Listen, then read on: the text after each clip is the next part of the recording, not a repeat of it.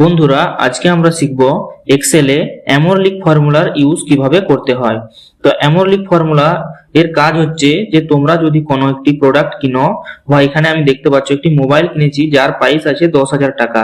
সেই 10,000 টাকার মোবাইলটা 5 বছর পরে তার ভ্যালু কত থাকবে, সেটা যদি 20% করে তার ভ্যালু কমতে থাকে, তাহলে 5 বছর পর তার ভ্যালু কত থাকবে সেটা কিভাবে বের করব না, এটা আমরা বের করব এই অ্যামোরলিক ফর্মুলার মাধ্যমে। তো প্রথমে কি করব, আমরা এখানে আমরা ইকুয়াল দিয়ে অ্যামোরলিক ফর্মুলা যেটা আছে সেটা আমরা কিন্তু এখানে নিয়ে নেব। নিয়ে নেওয়ার পর এখানে যে দেখতে পাচ্ছ এখানে কস্ট আছে, কস্ট মানে আমরা যত টাকা দিয়ে সেই মোবাইলটা কিনেছি সেই কস্ট আমরা এখানে দিয়ে দেব। এরপরে কমা প্রেস করে দেব।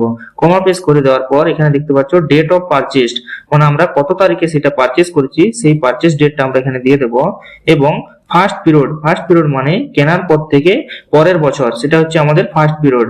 এবং সেকেন্ড পিরিয়ড মানে তার পরের বছর, সেটা হচ্ছে আমাদের সেকেন্ড পিরিয়ড। তো আমরা প্রথম বছর যেটা আছে সেটা আমরা সিলেক্ট করে নেব এখানে ফার্স্ট পিরিয়ড হিসাবে, এবং কমা দিয়ে দেবো। কমা দিয়ে দেওয়ার পর এবারে স্যালভেজে আমরা এখানে কি করবো না, জিরো, মানে আমাদের কত বছর পর আমাদের যে মোবাইলের ভ্যালু সেটা জিরো হবে, তার জন্য আমরা এখানে সেই স্যালভেজ সিলেক্ট করে নেব। সিলেক্ট করে নেওয়ার পর এখানে কমা প্রেস করে দেব।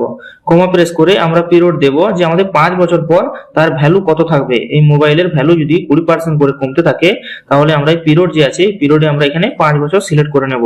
সিলেক্ট করে নেওয়ার পর কমা দিয়ে দেবো। এবং যে রেট অফ ইন্টারেস্ট আমরা এখানে দিয়েছি যে 20% ভাবে 20% ইন্টারেস্ট পিছু যদি মোবাইলের এখানে ভ্যালু কমতে থাকে, সেটা 5 বছর পর কত তার ভ্যালু হবে, তার জন্য আমরা এখানে 20% যে রেট অফ ইন্টারেস্ট সেটা সিলেক্ট করে নেব এবং কমা দিয়ে দেবো।